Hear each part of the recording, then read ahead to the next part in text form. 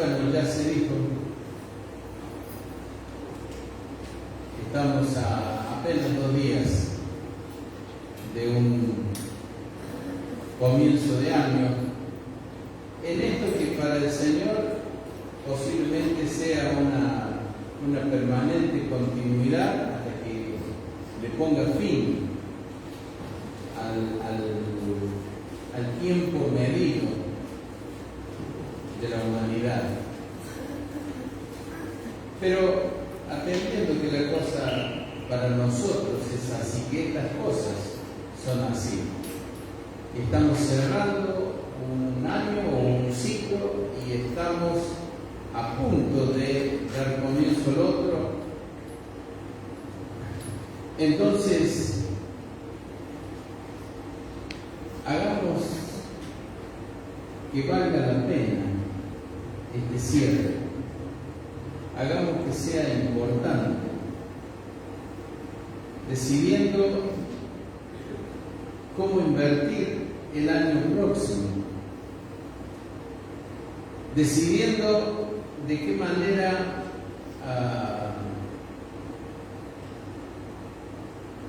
utilizar eso que llamamos un año y que en realidad es tiempo, que es lo único que hemos traído a este mundo y que cuando se acabe no nos permitirá llevar más nada, ninguna cosa, nada de lo que nos atrae. Pensaba en lo que será, en lo que es lo más valioso en la tierra, cuáles son las cosas más valiosas. Y pensaba, bueno, para mucha gente lo más valioso es su imagen, su apariencia. Se gastan fortunas en tratar de mantener lo que el paso de los años van desgastando. Para otros, el gran interés son los bienes materiales, el dinero, las posesiones, el poder, las cuentas, los depósitos, los respaldos, a veces en oro, a veces en acciones, a veces en dólares. Y todas estas cosas costosas e importantes y a veces excesivamente aquí en la tierra, de repente cuando el tiempo se acabe van a dejar de tener valor.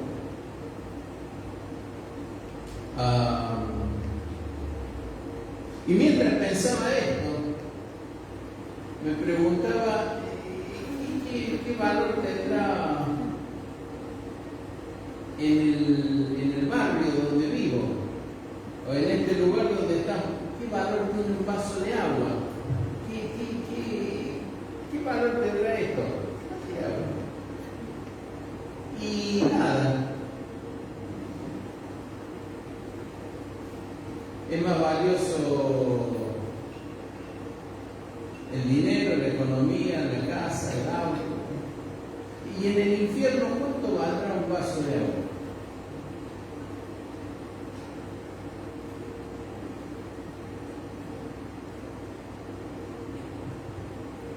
Es decir, es tan relativo todo aquello a lo que le damos valor.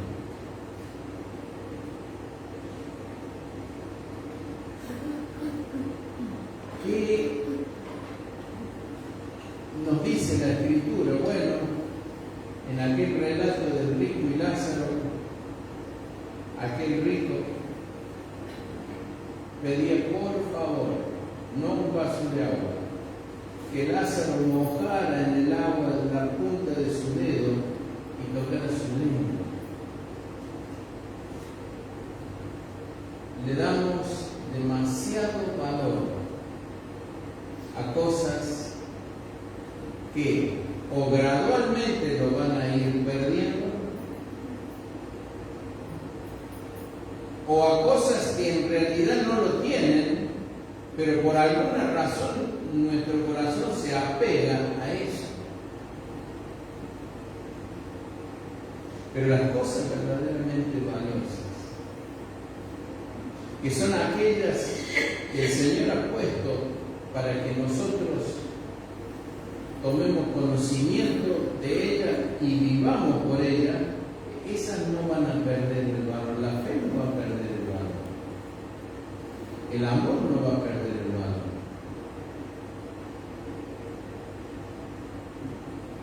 El fruto que llevemos delante del Señor no va a perder el valor. Los triunfos terrenales van a perder. Las medallas olímpicas van a dejar de ser. Las copas de campeonatos de fútbol o de lo que sea van a perder valor.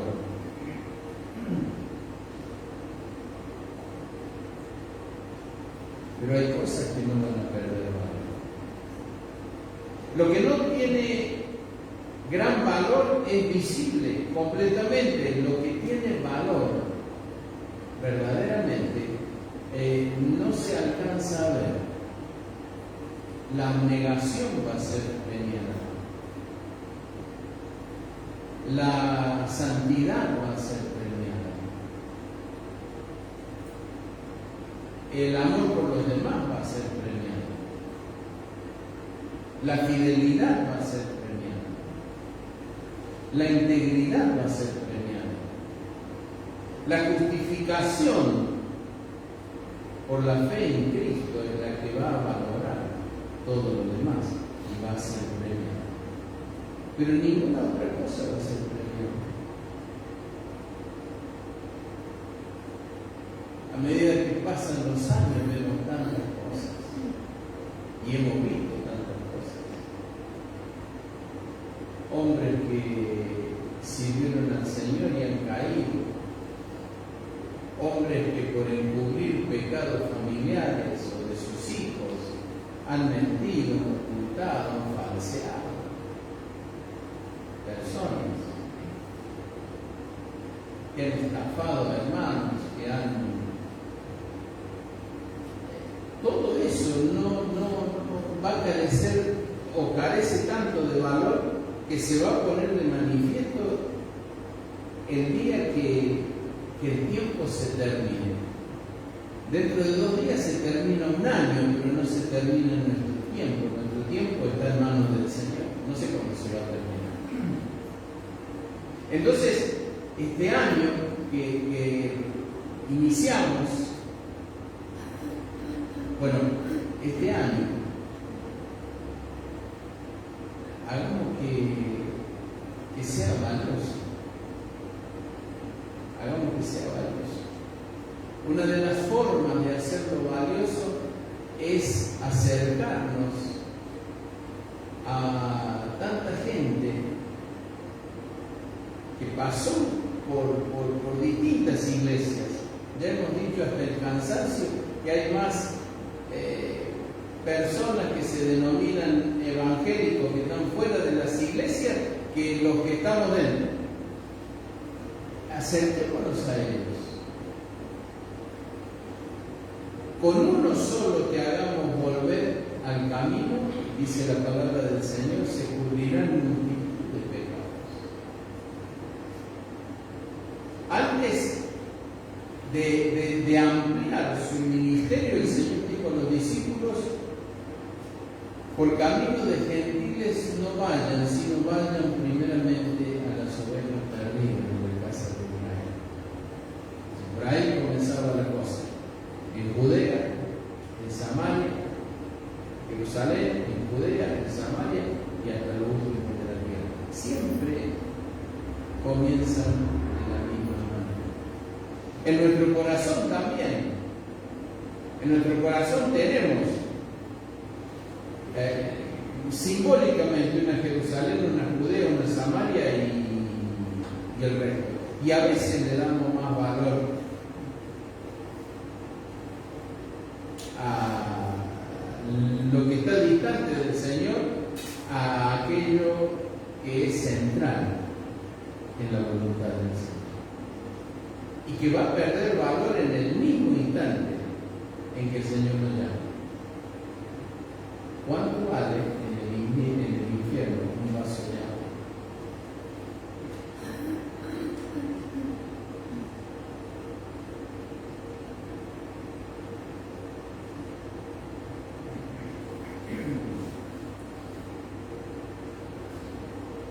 No es solo un año más.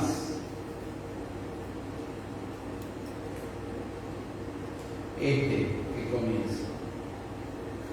En realidad es un año menos para la venida del Señor. Lo sumamos por una cuestión de historia, para tener en cuenta, pero en realidad es uno menos para la venida del Señor. No son pocos los que para su bien, por su bien, debieran restaurar su vida. No son pocos. Son muchísimos, muchísimos más que los que vemos todos los domingos, muchísimos más.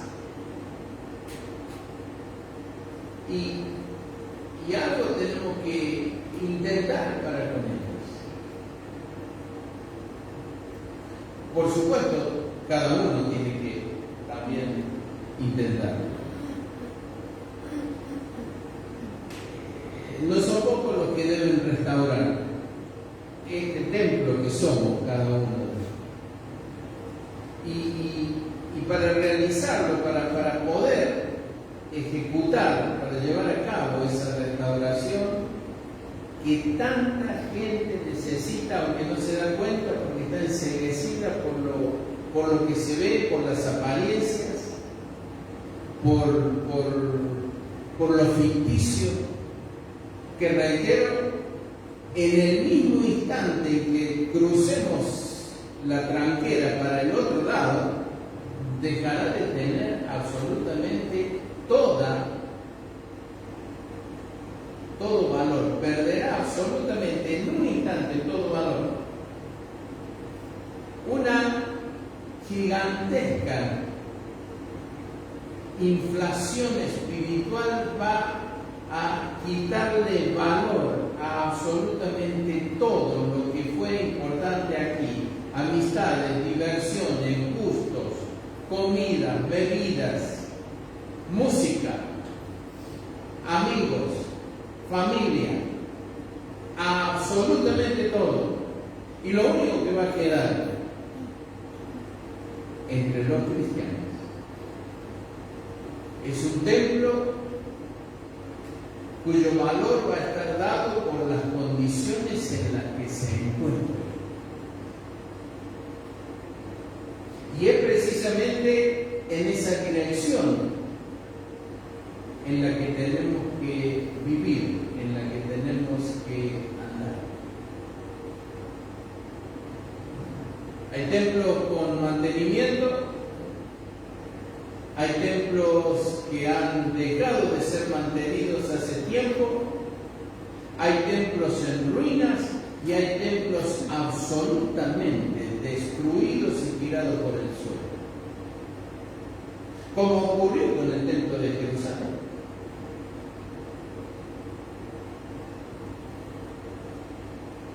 ¿Qué es lo que propongo para este nuevo año, si podemos contarlo así? Este año más que la humanidad cuenta, o este año menos que la Iglesia cuenta para encontrarnos con el Señor. Bueno, aquellos que necesiten restaurar su templo deberán comenzar. Aquellos que conozcamos en una gran necesidad de restauración, acercarnos para tratar de ayudarlos.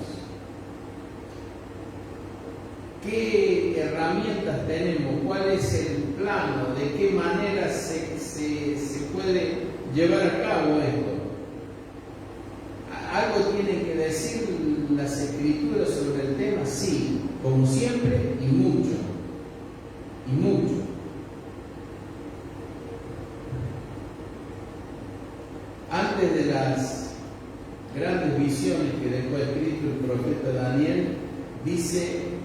siendo ya un anciano,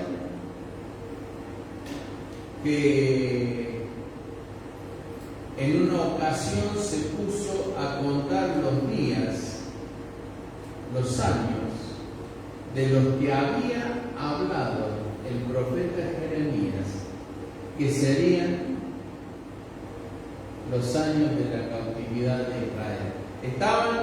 De Judá, estaban llegando esos 70 años de los que había hablado Jeremías. Y mientras él hacía esto, otro grupo de fieles oraba. Y mientras todo esto ocurría separadamente, pero dirigido por una mano invisible y poderosa, si me acompaña, leemos en el libro de Esdras, capítulo 1. Mientras todo esto ocurría en el corazón de aquellos que sentían profundamente la necesidad de regresar, entonces Dios movió esa mano invisible. Esa mano invisible y poderosa que aún hoy sigue moviéndose y que no va a dejar de hacerlo,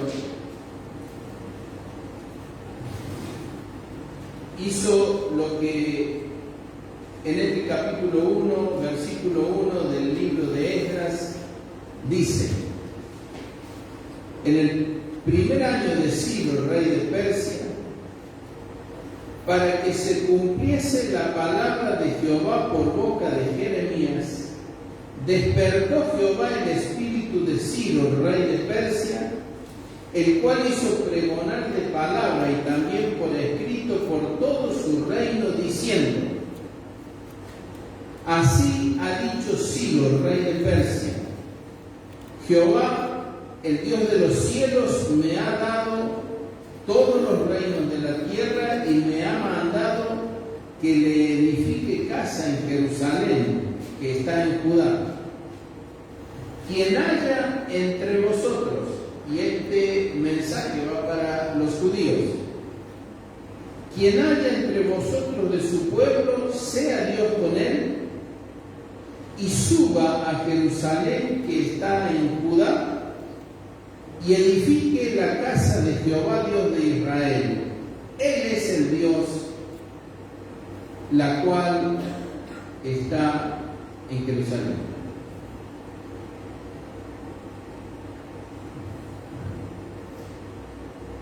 Mientras Daniel, cuando se cumplían los 70 años, sacaba cuenta sobre lo que había dicho Jeremías, y él pasó todos esos años cautivo en Jerusalén, aunque en el palacio, sirviendo en el palacio, en la administración del reino. Otros oraban, algunos de los que oraban por el regreso a Jerusalén ya habían muerto, otros nacieron en hogares donde fueron educados en la esperanza. Debemos educar en la esperanza. Otros, además de educar en la esperanza, habían educado en la promesa y en la fidelidad de Dios. Debemos educar en las promesas y en la fidelidad de Dios.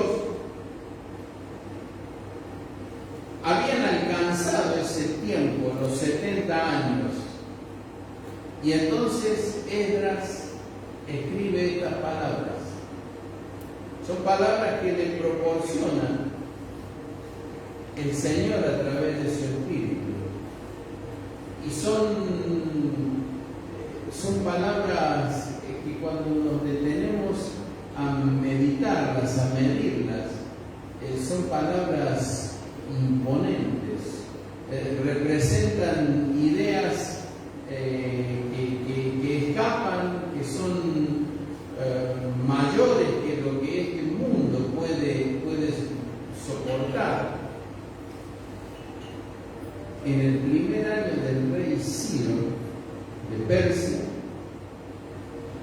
para que se cumpliese la palabra del Señor que habló por boca de Jeremías.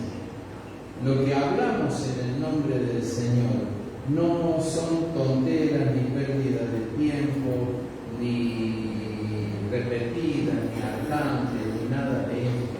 Jeremías se cansó de anunciar que Judá iría en cautiverio por 70 años.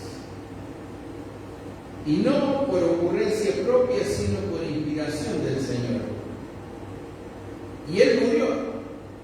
Lo que no murió fue lo que dijo en el nombre del Señor. Y cuando se cumplieron esos 70 años,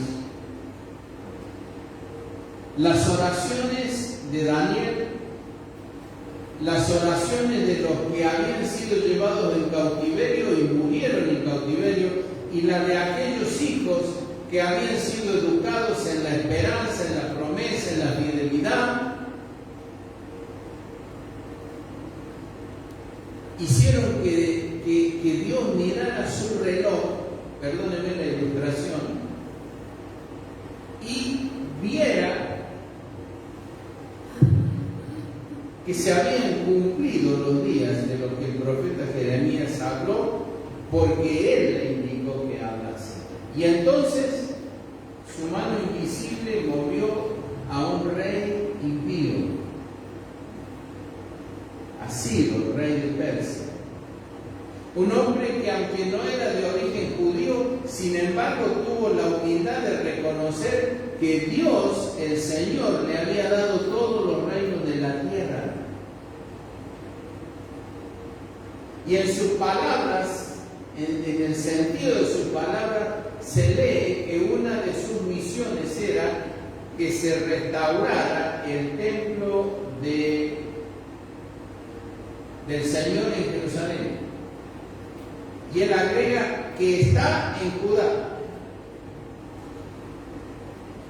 La orden le fue dada a él, dice, y él convoca a todos aquellos que quieran. La decisión individual viene de los días más antiguos. El que quiera. El que quiera. No hay obligación, no hay imposición, no es una leva, es un ofrecimiento. El que quiera regresar a restaurar el templo en Jerusalén, que está en Judá, podrá hacer. En esta semana lea todo este libro de Esdras y va a notar, va a encontrar el plan, el circuito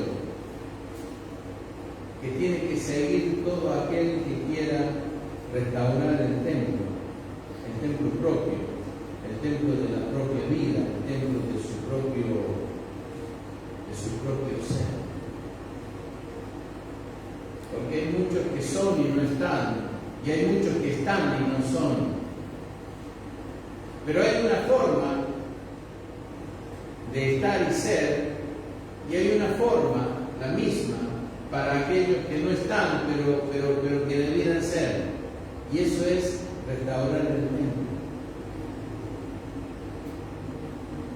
Y para ello tiene que llegarles una voz que provenga del cielo, y a lo mejor esa voz somos nosotros. Tenemos hijos perdidos.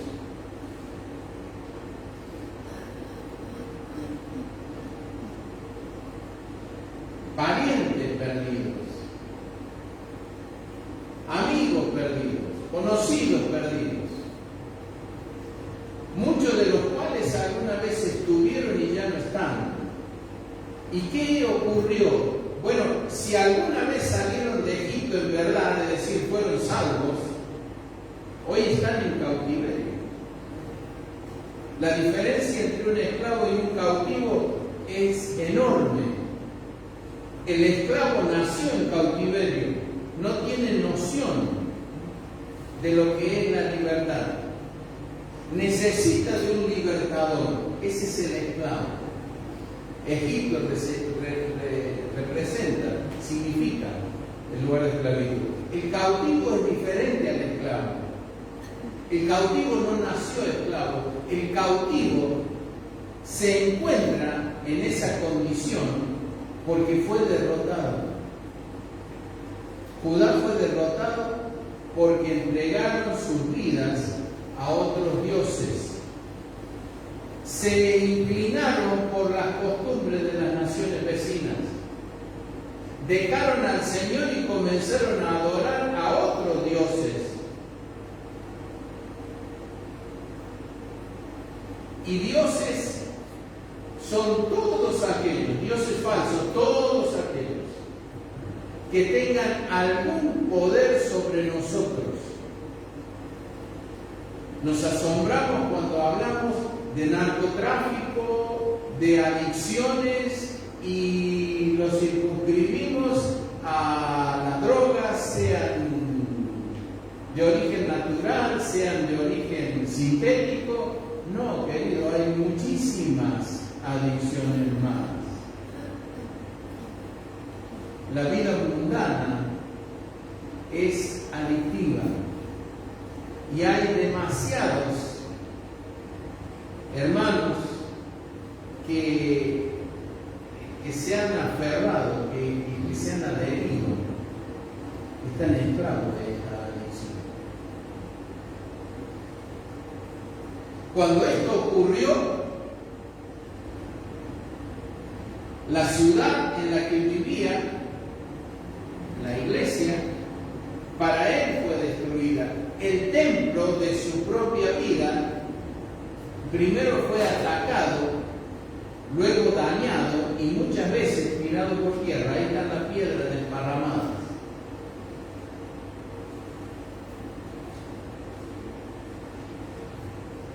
Y la única manera es restaurar el templo. No hay otra manera. No se regresa al Señor diciendo, acá estoy. No, hay que restaurar el templo, porque somos un templo del Espíritu Santo y el Espíritu de Dios mora en nosotros. Ahora hay que restaurar, hay que limpiar, hay que ordenar, hay que poner las piedras en su lugar.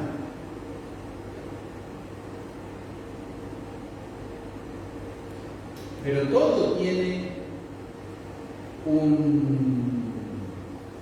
para todo esto hay un plano, un camino de reconstrucción.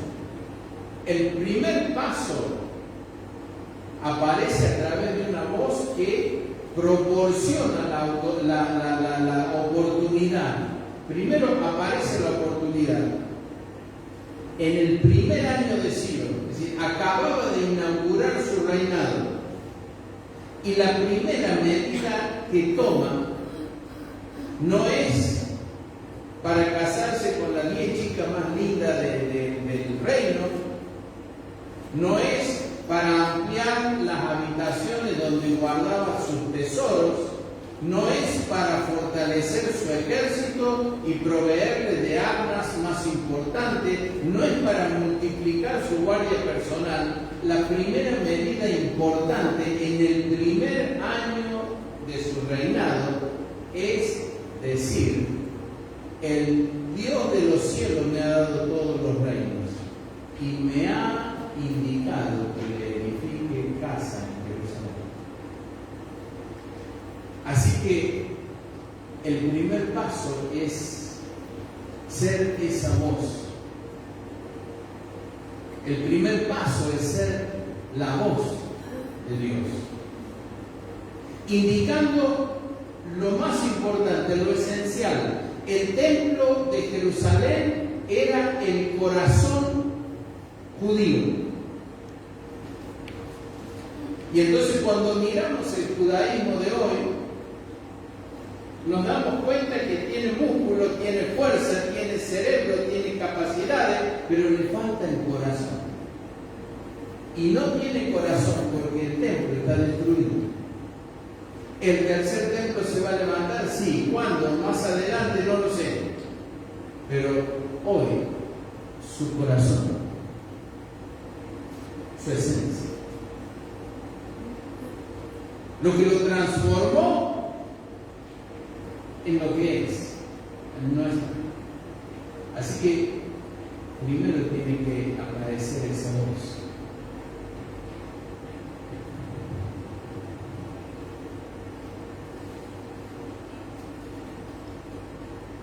Así que primero se produce la oportunidad a todos.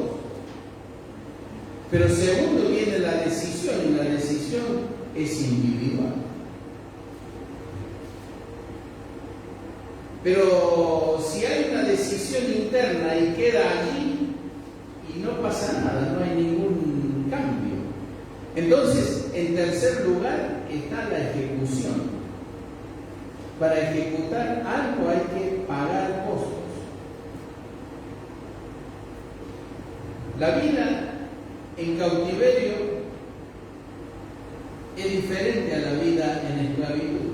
La vida en esclavitud fue muy dura para Israel, fue muy severa, fue muy mala, pero la vida en cautiverio no fue tan mala. El comienzo fue difícil, pero luego aparecieron las capacidades, los oficios, las habilidades, y el pueblo judío, los judíos, se fueron interrelacionando y algunos adquirieron hasta grandes riquezas, de tal manera que cuando vino la oportunidad de volver a Jerusalén, la gran mayoría no quiso hacerlo.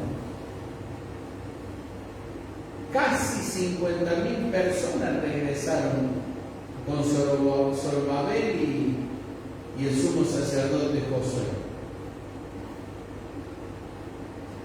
De los millones que estaban distribuidos, dispersos en el imperio, porque les había ido bien. El cautiverio no necesariamente atormenta. El cautiverio muchísimas veces seduce, atrae, como esas trampas para insectos que tienen olor dulce, pero cuando ese insecto lo pisa, queda pegado ahí, atrapado y no se puede ir más.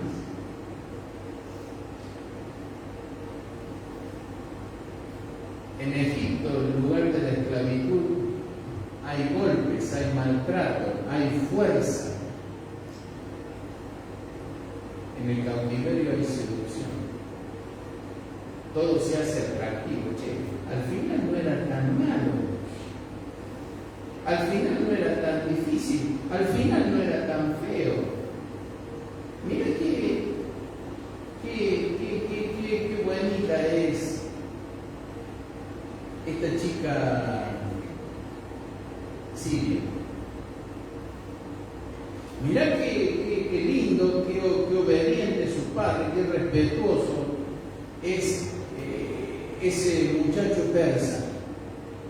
Y mirarlo a estos, hermanos nuestros, los hijos de nuestros primos, desarrapados, mal vestidos, pero mirad, en el cautiverio hay seducción. Se hace todo muy atractivo.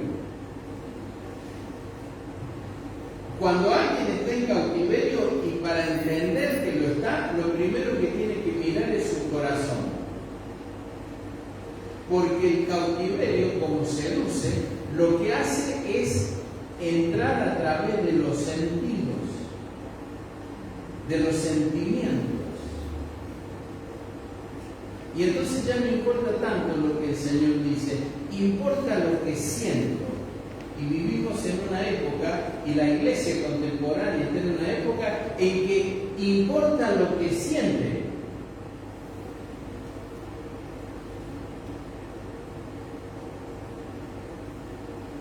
Babilonia,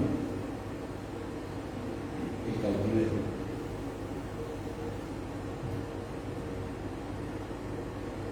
Así que casi 50.000 judíos con Zorobabel y Josué a la cabeza toman la decisión de regresar. Dejan los lugares delicados que consiguieron durante 70 años, algunos negocios, otros oficios, muchos con habilidades, y tienen que decidir si se quedan en Babilonia, donde tienen todas las cosas acomodadas y ordenadas, o si regresan a Jerusalén, donde lo que van a encontrar son un montón de grandes piedras y restos de madera quemada, donde han anidado alimañas, donde no hay donde cubrirse del adversario. Ahora hay que elegir. Y eligen. El capítulo 2, versículos 64 y 65 dice: toda la congregación, unida como un solo hombre, era de 42.360 personas, sin contar sus siervos y siervas, los cuales eran 7.337, y tenían además 200 cantores y cantoras. ¿Por qué hará esta salvedad, o qué necesidad habrá de hacerla? Bueno, porque esta gente tenía una función especial. No era animar a la congregación, como por ahí a veces vemos, bueno, a ver, y vemos que la cadera va para allá, para acá, que se organizan coreografía. No. El propósito era adorar al Señor y guiar ese grupo de casi 50.000 personas que se movía, escuche lo que dice, como si fueran un solo hombre, es decir, había una unidad perfecta. No vinieron los 2 o 3 millones que se habían multiplicado en Babilonia, vino apenas el 1%. Pero ese 1% tenía una sola determinación, una única determinación. Así que se movían, siendo alrededor de 50.000 personas, como si fuera una sola.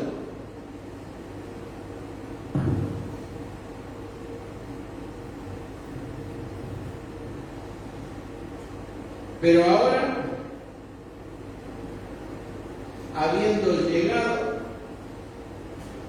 habiéndose instalado nuevamente en carpas, porque estaba todo destruido.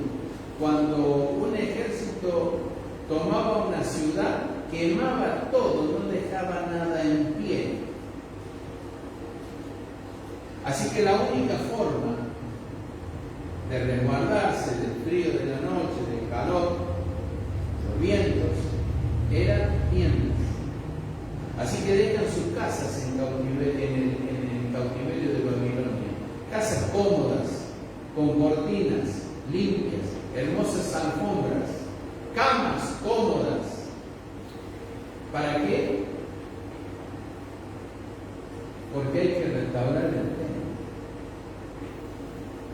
Y ese es el costo de la restauración, y es la razón por la cual muchísima gente que alguna vez pasaron por las iglesias no quieren volver a pasar por ellas. Es todo problemático, siempre se señalan cosas que están mal, la gente, bueno, a veces no es lo más amigable posible, y claro, se encuentra con personas que están en distintas etapas de restauración. En cambio acá, mirá qué bien que lo pasamos. El sábado salimos con los amigos y una vez al mes nos vamos a pescar, todos los varones, 7 u 8 nos vamos a pescar, lo pasamos bárbaro, comemos un asado riquísimo en la costa del lago, y mientras tanto las esposas de esos 7 u 8 se reúnen, escuchan música o salen a comer por allí. Bárbaro, una vida de felicidad bárbara, pero es Babilonia. Están en cautiverio, seducidos en cautiverio, mientras tanto el templo sigue destruido. Pero cuando se toma la decisión de volver, no hay que esperar encontrarse con la alfombra roja de Hollywood. No hay alfombra roja. Está todo desacomodado, todo desordenado. Es que se trata de restaurar el templo. Se trata de reedificar el templo, el lugar donde el Señor tiene que habitar. El Espíritu nuestro. Y hay que reordenar todo ese desastre en el alma, atraído por 1000 luces falsas, por miles de deseos, de intereses. Y créanme que lo que estamos diciendo es algo para tomar en cuenta, porque de no hacerlo no va a pasar al olvido. Si no se toma en cuenta, un día se va a recordar en aquel lugar donde el vaso de agua se cotiza mucho más que 10.000 kilos de oro. Así que se instalan en carpas. Hay familias con niños chiquitos, no tienen la comodidad que tenían, pero ahí están, se mueven como un solo hombre, tienen unidad espiritual porque hay un mismo propósito. Y hay que comenzar. ¿Por dónde se comienza? ¿Por dónde alguien que tiene que restaurar su templo tiene que comenzar? Capítulo 3, versículo 1. Cuando llegó el mes séptimo, o sea que estuvieron acomodándose durante 7 meses, y estando los hijos de Israel ya establecidos en las ciudades, se juntó el pueblo como un solo hombre en Jerusalén. No fueron convocados por WhatsApp. Así que salieron voceros a todas las ciudades de Judea para anunciar que en tal fecha había que encontrarse en Jerusalén. Y eso ocurrió. Se juntó el pueblo como un solo hombre en Jerusalén. Entonces se levantaron 2. Jesúa, hijo de Josadac, y sus hermanos los sacerdotes, y Zorobabel, hijo de Salatiel, y sus hermanos. ¿Y qué hicieron? El primer paso. El primer paso para restaurar un templo. El primer paso que debe dar toda persona para restaurar su propio templo es edificar el altar de Dios. Y edificaron el altar del Dios de Israel, dice el versículo 2 al final, para ofrecer sobre él holocausto, como está escrito en la ley de Moisés, varón de Dios. Y colocaron el altar sobre su base. ¿A qué altar se refiere? Y se refiere al altar del holocausto, el altar de bronce.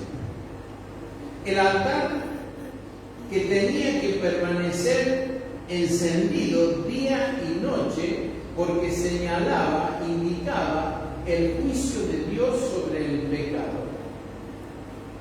El altar del holocausto, el altar de bronce, era símbolo de la cruz de Cristo. El altar era el que estaba frente a la puerta de entrada al templo. Era el que estaba frente a la puerta de entrada del lugar santo, que estaba dividido por ese espeso cortinado del lugar santísimo. ¿Y qué está indicando esto? Está indicando que no hay forma de alabar, adorar al Señor si previamente el altar no se levanta como primer paso y fundamental paso para la restauración de una vida. Es reconciliarse con el Señor, es ofrecer holocausto. Esa palabra, holocausto, en una de sus significaciones primarias significa como ascendiendo el humo. El altar del holocausto es el altar donde debe quemarse, sacrificarse, quemarse todo lo que nos sirve en honor al Señor, de tal manera que ese juicio, que es lo que significa el altar de bronce, que es lo que significa el fuego permanentemente encendido en él, va a significar también el primer paso en la recuperación de una vida. Y hermanos, siempre hay oportunidad mientras vivamos de salir de Babilonia para restaurar el templo. Siempre va a haber oportunidad. El problema es que no sabemos cuánto dura el siempre. Puede durar un día, puede durar 10 años. El hecho es que no lo sabemos. Así que, si estamos en el cautiverio babilónico, porque fuimos derrotados, el cautivo es el resultado de la derrota en esa lucha entre el pecado y el individuo. Fueron derrotados, siguieron dioses falsos, fueron atraídos por intereses mezquinos.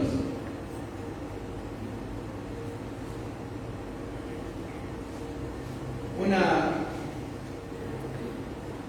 jovencita muy querida para mí hace 30 años o algo más tal vez, me habló de su amor, pero su amor no correspondía con lo que el Señor pretendía. Era un lindo muchacho, persa o sirio,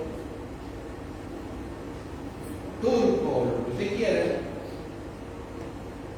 pero no formaba parte de la familia del Señor. Y se lo dije. 18, 19 años tenía este chico. Le dije, estás equivocando. Me dijo que lo amaba. Me dijo que ella lo iba a traer al Señor. No está determinado como plan del Señor ese plan. Y se casó. Por supuesto, ni siquiera fui invitado al casamiento, si ya había expresado mi opinión. Comenzaron a transcurrir los años. La vida familiar parecía caminar sobre rieles. La economía familiar iba en una recta y la familia iba en un Fórmula 1. Fenómeno la vida familiar económica. Y así transcurrieron 30 años.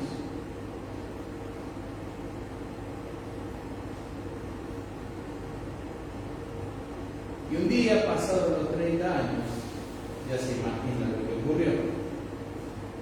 Nos encontramos en mi casa. Me dijo, me voy a separar. Y antes que yo pudiera recordarle nada, me dijo, termina razón.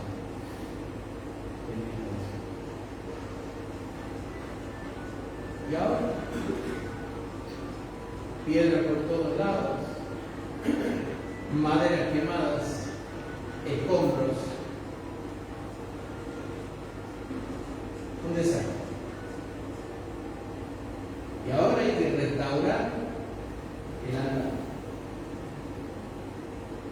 Con un montón de talentos, con un montón de capacidades, y mientras gente con muchísimo menos talento y con muchísimas menos capacidades, pero muchísimo más obediente, tiene su templo, el templo de su vida, suficientemente ordenado, ella tiene que empezar por el altar.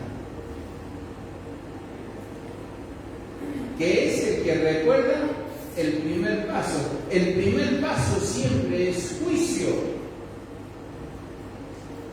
El primer paso para venir al Señor es a través de la puerta de entrada de un juicio que Cristo pagó por nosotros, pero fue un juicio en el que hubo muerte, no fue la nuestra, pero fue una muerte. Y eso es lo que representaba el altar del holocausto, el altar de bronce. Un juicio presente de manera permanente. Lo último que el Señor vio cuando aquella noche, después de partir el pan y decir este es mi cuerpo que por ustedes es partido y darles a beber de la copa y decirles esta es la sangre del nuevo pacto, hagan esto en memoria de mí. Cuando sube al monte de los olivos, el monte de los olivos está al este del templo, es decir, la cara del monte de los olivos donde estaba el Señor miraba directamente hacia la puerta del templo, pero como era de noche, lo que se veía era el altar de bronce ardiendo. No se puede llegar a la profundidad del templo sin pasar por el altar de bronce. No se puede llegar a la comunión con el Señor sin pasar por la cruz. No se puede tener comunión con el Señor si la sangre de Cristo no ha hecho la tarea para la cual fue derramada. Y cuando se necesita restaurar el templo, no hay otro camino ni hay otro lugar por donde empezar. Hace 20 o 25 años vino uno, me lo presentaron, que se había alejado del Señor, que había sido músico, era muy bueno con la música, muy buena voz, y se alejó del Señor.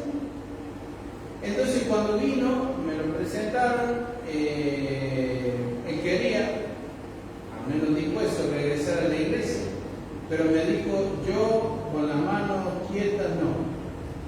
O regreso para cumplir, bueno, con aquello que sabía que era música, o no regreso. No tenía ni la menor idea que para regresar se comienza restaurando el altar de bronce.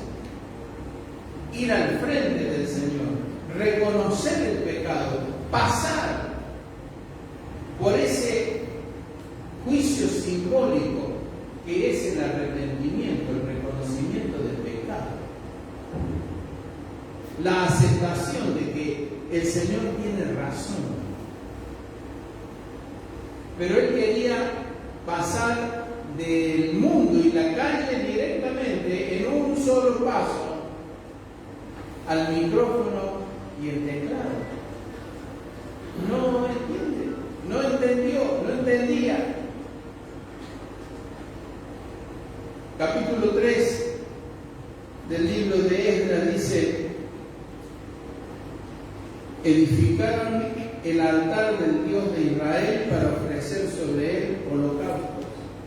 Es decir, el propósito ahora era entregar al Señor todo aquello que correspondía a él. Holocausto también significa todo quemado. No quedaba ninguna porción para ningún hombre. Era todo ofrecido al Señor. El primer paso de la restauración de los templos comienza con la restauración del altar. Y allí la primera acción es ofrecer holocaustos. Todo quemado, todo para el Señor, todo pensando solamente en Él.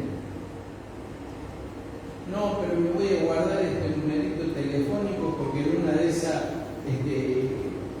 Karina me llama, o en una de esas Javiercito me llama. Tire el teléfono, tírelo al altar del holocausto. Porque si lo deja a ese número, lo que va a ocurrir que cuando usted crea que toda la cosa va en marcha, Karina o Javiercito lo van a llamar y usted va a salir corriendo a Babilonia. Porque no hay otro lugar de cautiverio.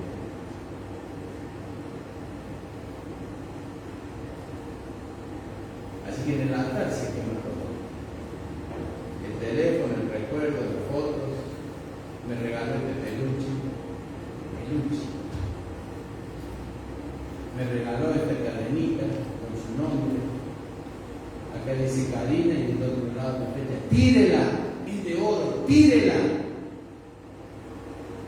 Tírela. ¿Y a dónde la quiero? Al altar del holocausto, que se queme. Y los números telefónicos, deshágase de los números telefónicos. Y si me llama, lo bloquea. Es una palabra de oro.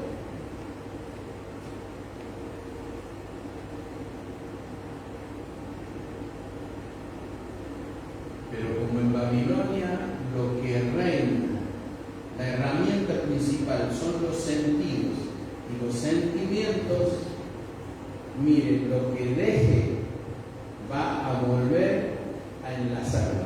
Lo que deje. Cuando vaya a alguien a tratar de llevarle la palabra del Señor para que vuelva a restaurar su propio templo, sepa que necesita tirar todo esa persona. Lo que deje va a volver a crecer. Y va a ser cuestión de tiempo, pero va a volver a crecer. Y si no está bien arraigada y esa persona y funcionando en la iglesia como un solo hombre, entonces no va a terminar ni siquiera de restaurar su altar.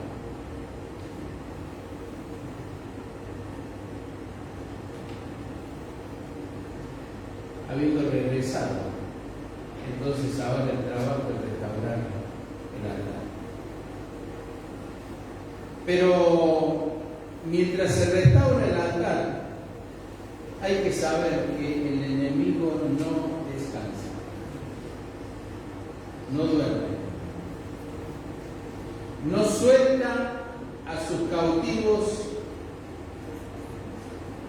con facilidad, no les otorga la libertad. Tantas veces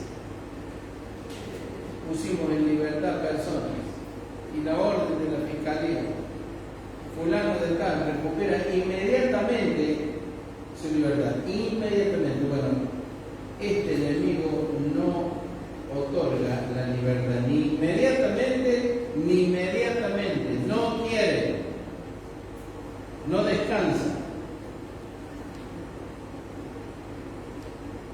En los días de Zorobabel y Josué intentó dos cosas: La primera, mezclarse. Capítulo 4. Oyendo los enemigos de Judá y de Benjamín que los venidos de la cautividad edificaban el templo de Jehová Dios de Israel, vinieron a Zorobabel y a los jefes de las casas paternas y les dijeron: edificaremos con vosotros, porque como vosotros buscamos a Dios y a Él ofrecemos sacrificio desde los días de Esarhadón, rey de Asiria, que nos hizo venir aquí. Y se dan cuenta Zorobabel y Josué, se dan cuenta. Versículo 3, Zorobabel, Jesúa y los demás jefes de casa paterna de Israel dijeron: no nos conviene edificar con vosotros casa a nuestro Dios, sino que nosotros solos la edificaremos a Jehová Dios de Israel, como nos mandó el rey Ciro, el rey de Persia. ¿Qué significaba este ofrecimiento? Bueno, te acompaño, dice Karina, te acompaño a la iglesia. Yo sé que son gente buena, yo te acompaño. Y al estudio bíblico que va a comenzar el año que viene, yo voy a estar ahí para ayudarte a que entiendas. O Javiercito dice lo mismo. ¿Me acompaña?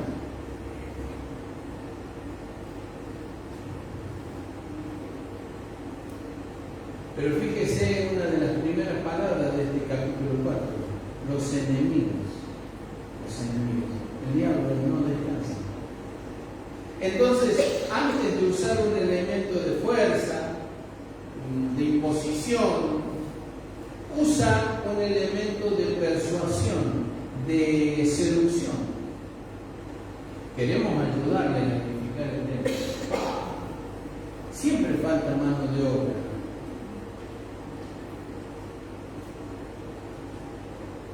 ¿Sabe la cantidad de templos que han sido edificados en Argentina, en Córdoba, algunos fastuosos?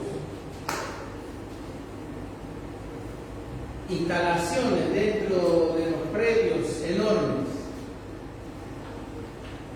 en Córdoba, en Buenos Aires y en otras provincias. ¿Sabe la cantidad de templos que han sido edificados con la ayuda de los gobiernos de turno? ¿Qué es eso? Nosotros edificaremos contigo. Porque también nosotros adoramos a Dios que ustedes adoran. Y esto está escrito, esto no es ningún secreto, no está cerrado con llave, no está oculto, no hay nada más que leer.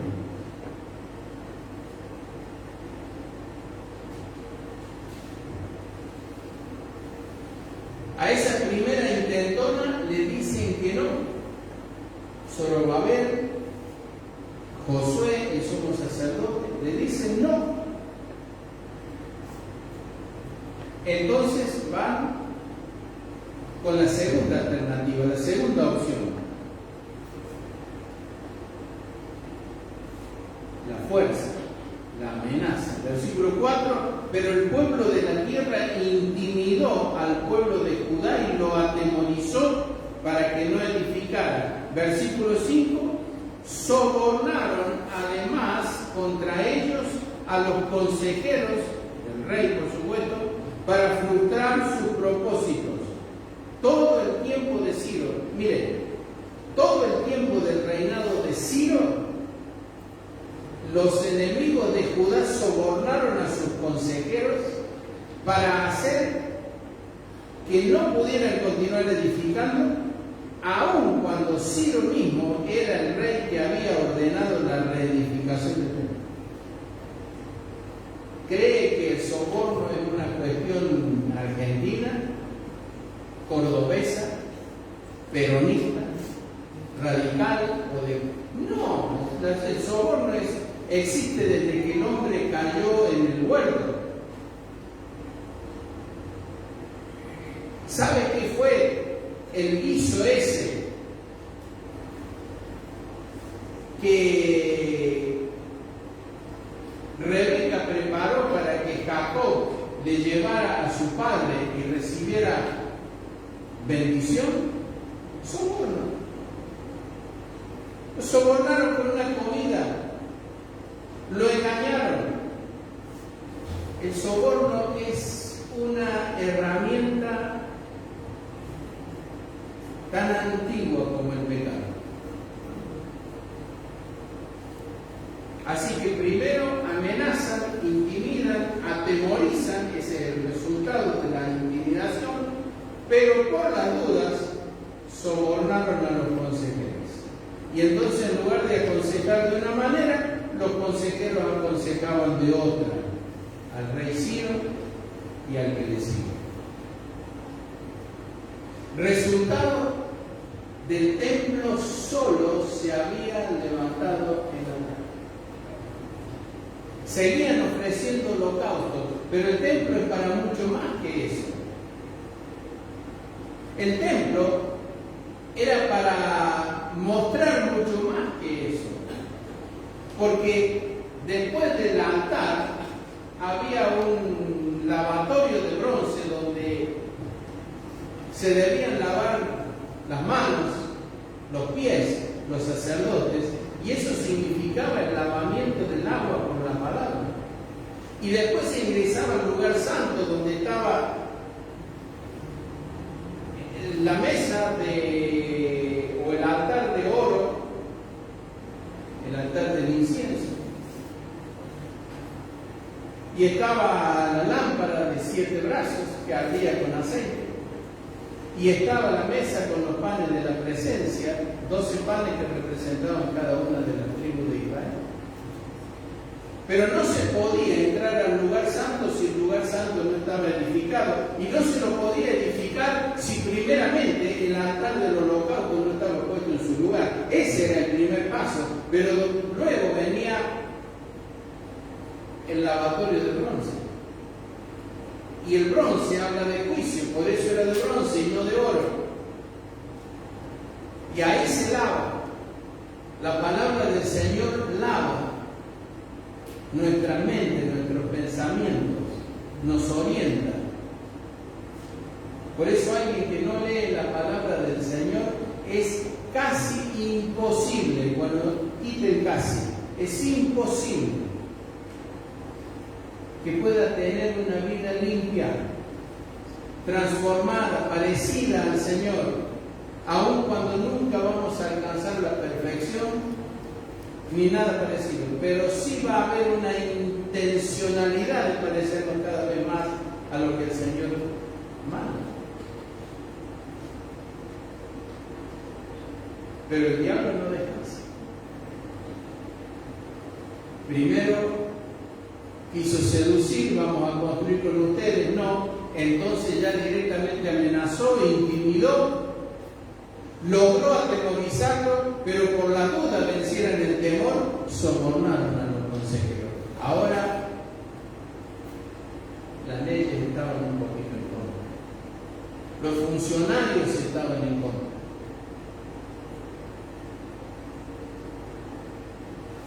Pero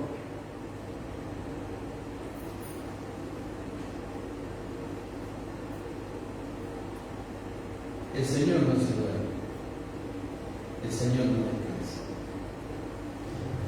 Capítulo 5. Cuando todas estas cosas ocurren, aparece una renovación de su palabra. Aparece una renovación de hombres desconocidos hasta entonces, que habían sido hasta ese momento anónimos, y a través de ellos Dios transmite su mensaje. Capítulo 5, versículo 1. Bueno, el último versículo del capítulo 24, del capítulo 4, versículo 24. Entonces cesó la obra de la casa de Dios que estaba en Jerusalén y quedó suspendida hasta el año 2 del reinado de Darío, rey de Persia. Varios años. Capítulo 5. Profetizaron Ageo y Zacarías, hijo de Ido, ambos profetas a los judíos que estaban en Judá y en Jerusalén, en el nombre del Dios de Israel que estaba sobre ellos. Dios no se duerme, no se queda quieto. Y entonces, ¿qué hace? Envía profetas. Pone en acción a sus profetas.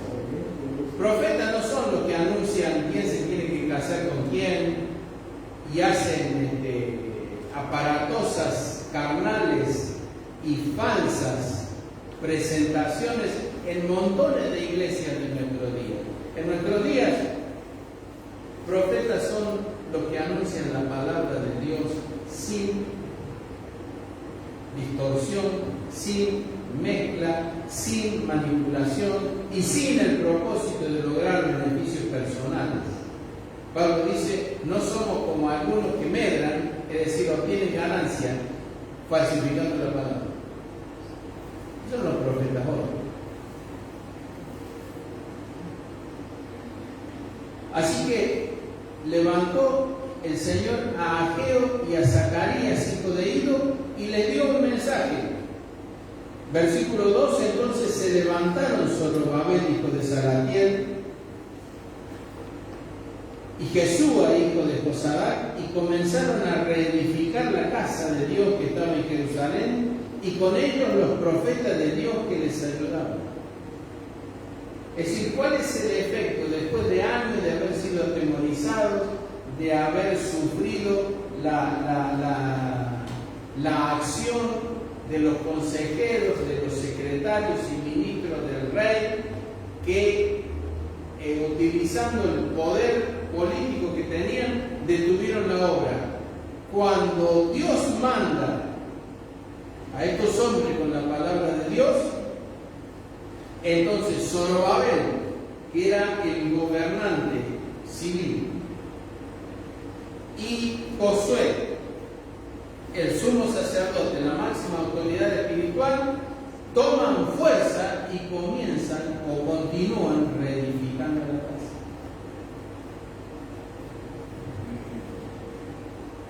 Todo aquel cuyo templo se vino al piso, se deterioró, se cayó,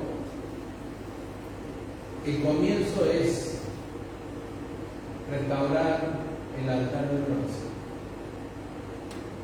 Pero luego, siguiendo la palabra del Señor, siguiendo la guía de los hombres de Dios que hablan la palabra, tenga cuidado cuando abre el Facebook y ve a alguien que dice en mayo va a estar presidente, no sé cuándo estará en Córdoba, pero en mayo va a estar en Córdoba. Cuidado, no escuche esa gente.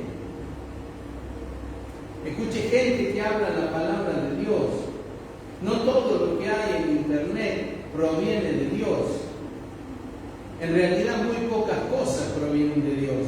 Por eso no es lo mismo el culto presencial que sentarse en casa y prender el teléfono, aunque lo utilizamos como herramienta para quienes no pueden venir. Pero no es este el método de Dios. La comunión no existe a través de esta metáfora que es internet. No existe. La comunión es la presencia común de personas, hijos de Dios, en un mismo lugar. Recuerde lo que pasaba en este grupo de casi 50.000 judíos. Se movían como un solo hombre. Eso es comunión. No lo miraban por la televisión o por la computadora. Presente. Y son muy pocas las razones para no estar presente. Y tienen que ser de fuerza, valederas, ciertas.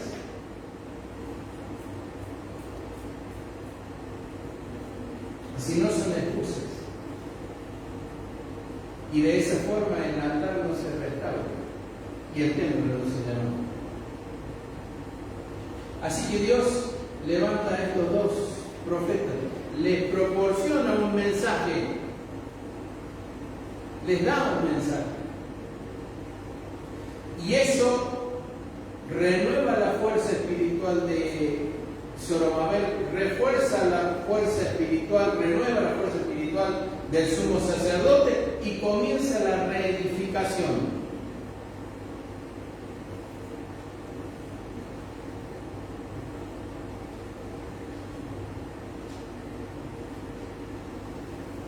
¿Y cómo termina la cosa?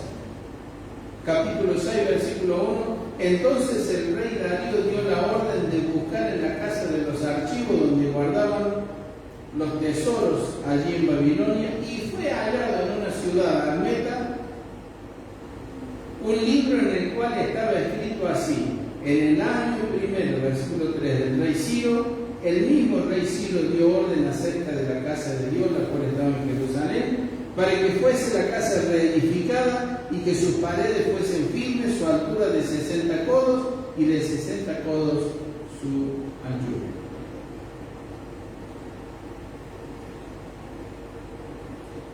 Versículo 14. Y los ancianos de los judíos edificaban y prosperaban conforme a la profecía del profeta Ageo, tenemos su libro, y de Zacarías, hijo de Ido, tenemos su libro. Edificaron pues y terminaron por orden del Dios de Israel y por mandato de Ciro, de Darío y de Artajerjes, rey de Persia. Esta casa fue terminada el tercer día del mes de Adar, que era el 6º año del reinado del rey Darío.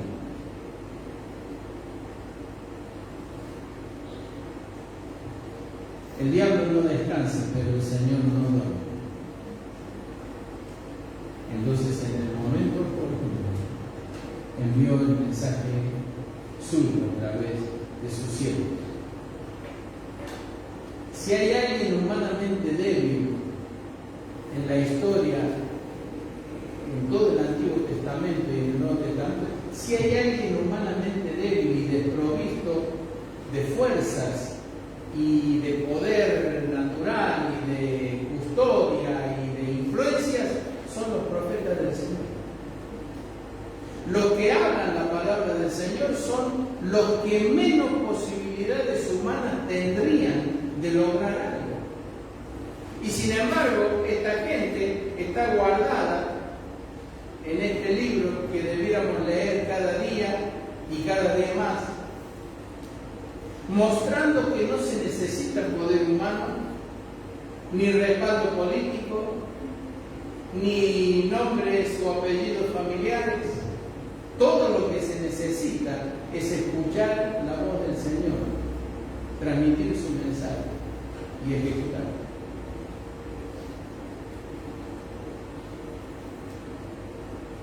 Así que, mire, preste atención al orden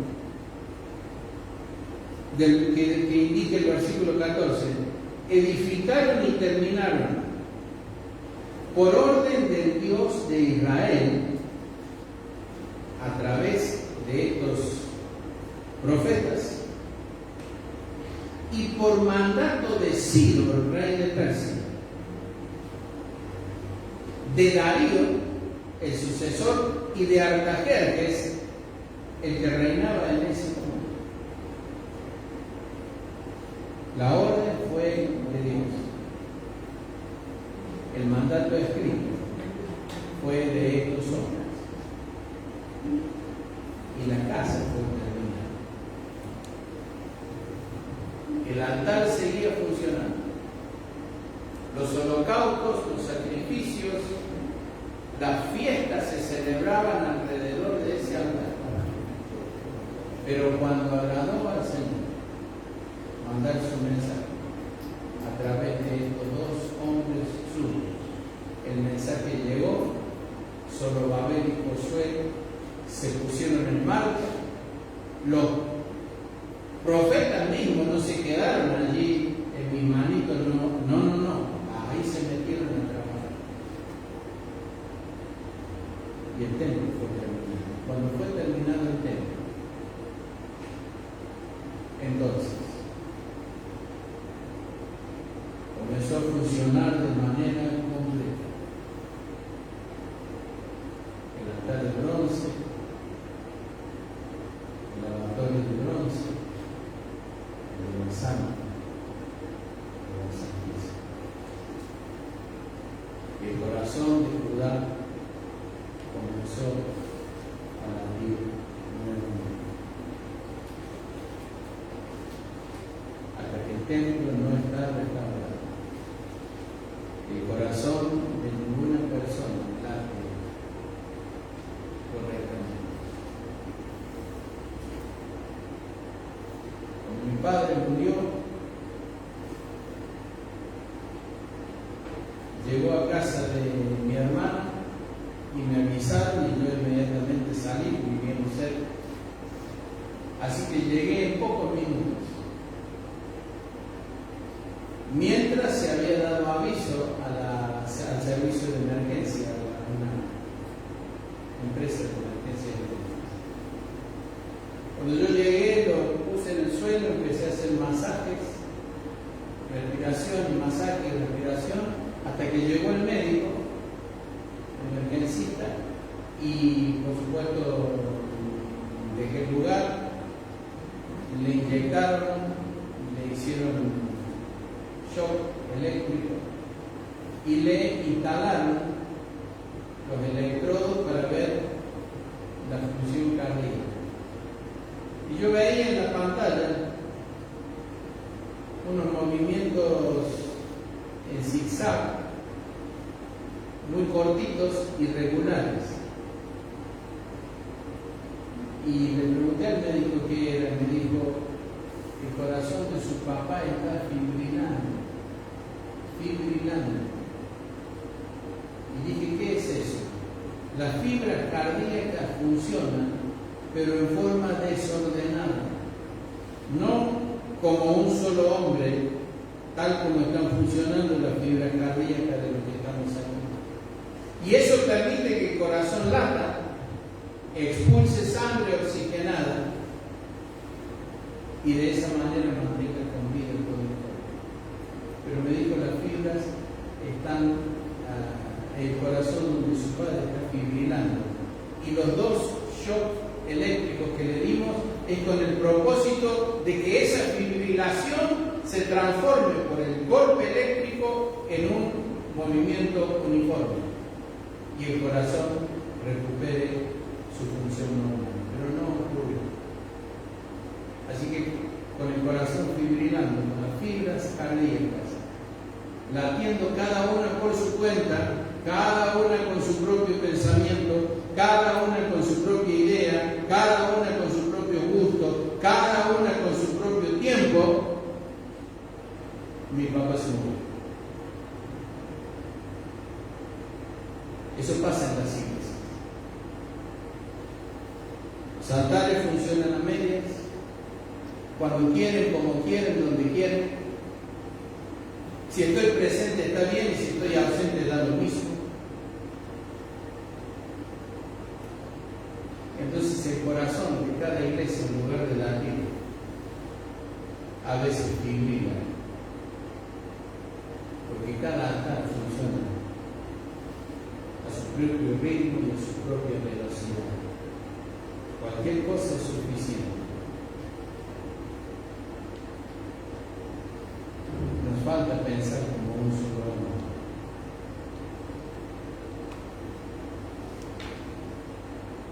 Pensaban como un solo hombre esta gente, estos casi 50.000 judíos que llegaron a Jerusalén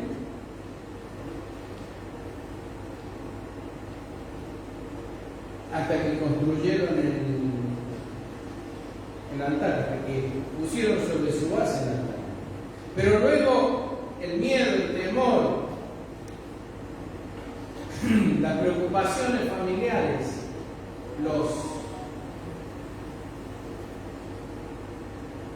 dispersaron mentalmente, hasta que apareció la palabra de Dios, el mensaje de Dios en la voz de Ageo y Zacarías. ellos fueron el choque eléctrico que hizo que el corazón de esos 50.000 volviera a latir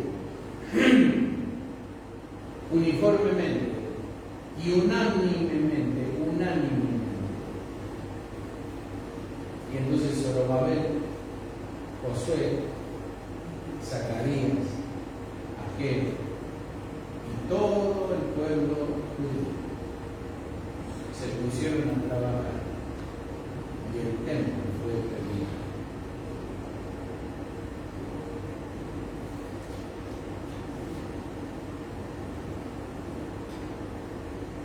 Comienza un nuevo año.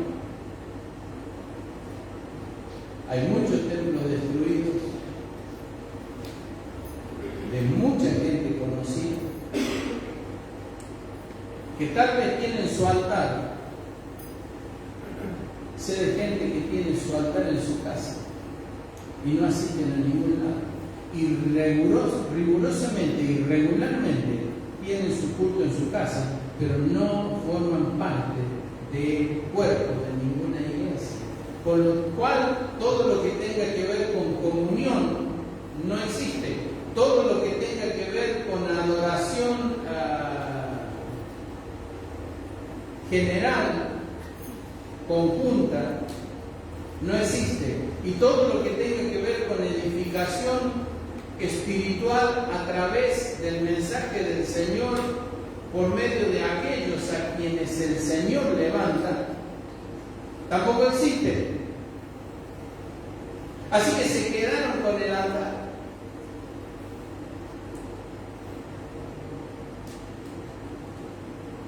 Hay demasiada gente que necesita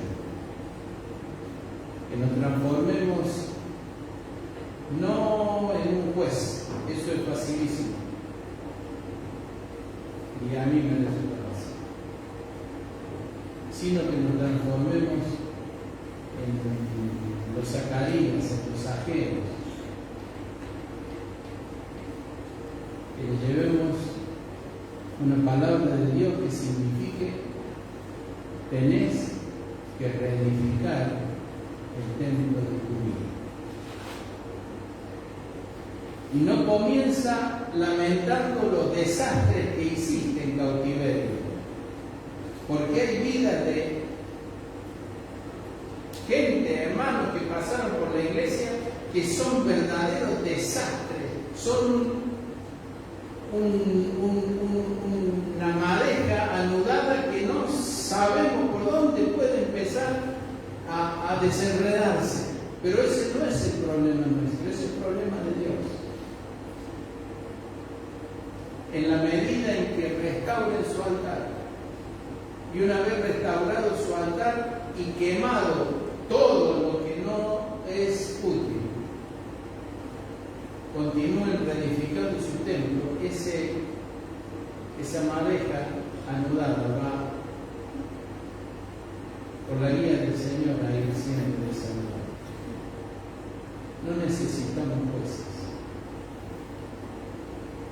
Cuando mucho alguien que pueda juzgar situaciones, pero esto no es para cualquiera ni para todos. Es decir, si tiene duda, por favor, ante la duda, la respuesta siempre es no. Ante la duda, siempre diga no. Y no se va a equivocar.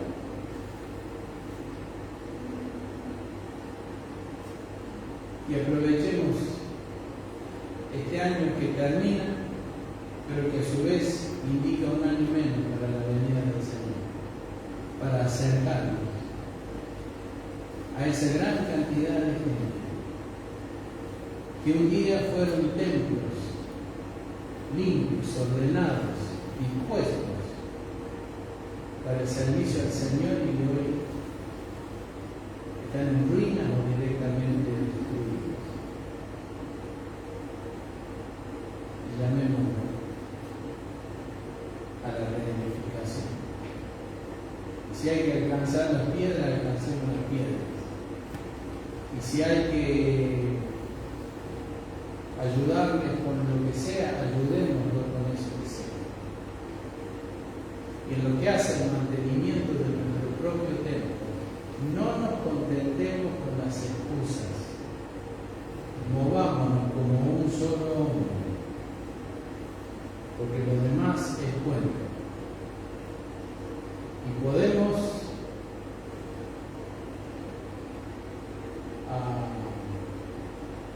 convencer a hombres, pero no podemos convencer a Dios.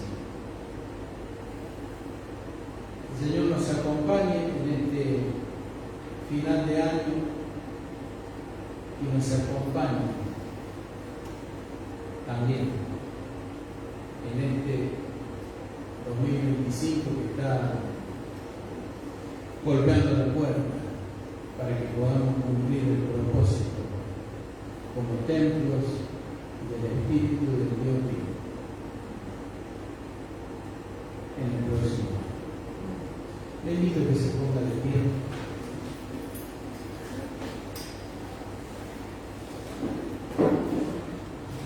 Vamos a orar para despedirnos, luego vamos a ofrendar y no se vaya apresuradamente. Los chicos Samuel y Santiago van a repartir algunos almanaques. Si le dan uno solo, no se preocupe, es porque usted vive solo. Pero si hay una familia, le dan 3 para que pueda repartir alguno más. Y si le dieron 1 o 3, no se preocupe, no pida más. Después veremos si queda, qué hacemos. Oramos. Bendito Dios y Padre, en el nombre de Jesús te bendecimos. Queremos despedirnos en esta hora de este lugar y rogarte, Señor, nos auxilies, sabiendo que eres un Dios que no se levanta, que nunca llega tarde y que siempre está presente. Despídenos en paz. Bendice cada familia. En el día de hoy y el martes próximo, cuando cada uno esté con los suyos, celebrando, cenando juntos, en paz, en armonía. En esa paz despídenos y bendice esta ofrenda en el nombre de